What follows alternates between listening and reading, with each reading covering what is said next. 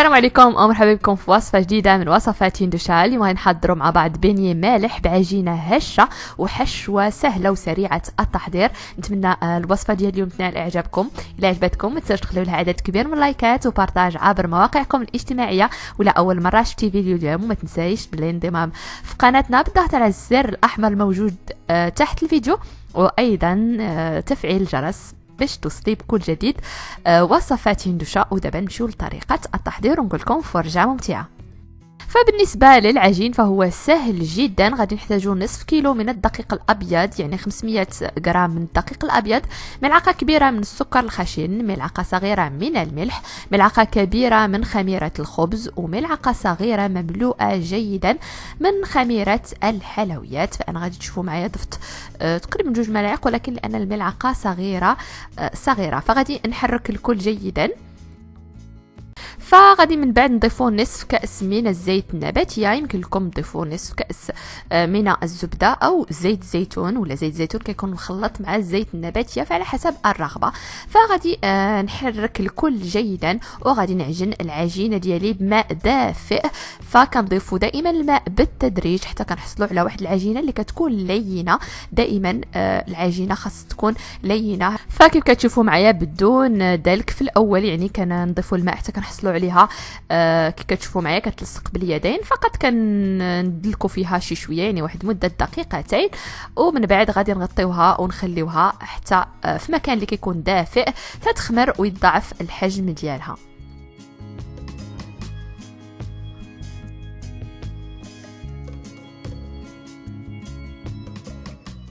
فبالنسبه للحشوه غادي نحتاجوا القليل او المهم بالنسبه للحشوه فالكميه على حسب الاشخاص. فغادي نستعملوا واحد تقريبا 100 غرام 200 غرام من اللحم المفروم، حبه من البيض، وايضا ملعقه كبيره من الزيتون الاخضر المطحون، فكيعطي واحد النسمه لذيذه جدا. فإلا حضرتوا هاد الفطائر بهاد الحشوه هذه غادي تشوفوا واحد المذاق رائع.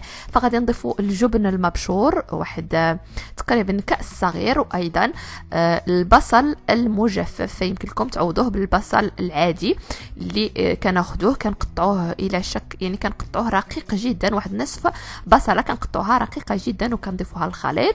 كنضيفوا لها الملح حسب الذوق، وايضا كنضيفوا لها راس ملعقه من الابزار اللي هو الفلفل الاسود، وايضا نصف ملعقه من البابريكا اللي هو الفلفل الاحمر، ملعقه كبيره من صلصه الصوجا. غادي تسالوني الا ما عندناش صلصه الصوجا فيمكن لكم تستغناو عليها الا ما عندكمش صلصه الصوجا. كنحركوا جيدا وكنخليو الحشوه ديالنا جانبا. فمن بعد ما العجينه ديالي ضاعف الحجم ديالها كيف كتشوفوا معايا غادي نخرج منها الهواء جيدا. كيف شفتوا معايا في الاول كانت كتلصق من بعد ما قبل يعني ما تخمر، ولكن من بعد كيف شفتوا معايا كتضربوا فيها كتخرجوا منها الهواء كتماسك وكتولي يعني واحد العجينه لينه زوينه يعني للفطائر. فغادي نوضعها على طاوله العمل اللي كتكون بها دقيق بطبيعه الحال. كنوضعوا لها الدقيق بكل جوانب باش كتساعدنا اكثر اننا نخدموا بها. كنقسم العجينه ديالي الى قسمين، لانني واحد القسم غادي نوضع به غادي نحضر به فطائر اخرى اللي غادي نقدمها لكم على الشاشه، والنصف الاخر غادي نحضروا به لي بيني ديالنا.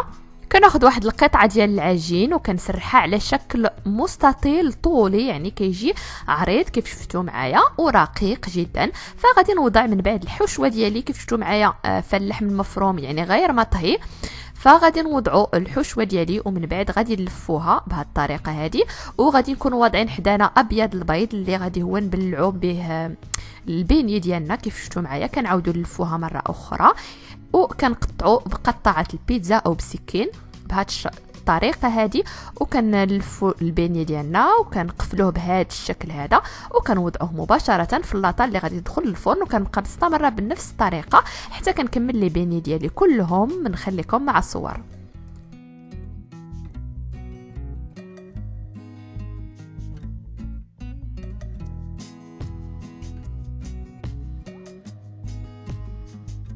فمباشره من بعد ما كنكمل من اللف ديال لي بيني ديالي كناخذهم كندهنهم بصفار بيضاء اللي وضعت معاها القليل من صلصه الصوجا. يمكن لكم تكتفوا فقط باصفر البيض، ولا نضيفوا عليه ايضا القليل جدا من البابريكا ولا الحليب، المهم كيف ما حبيتوا. فكندهنوا لي بيني ديالنا بهذه الطريقه هذه.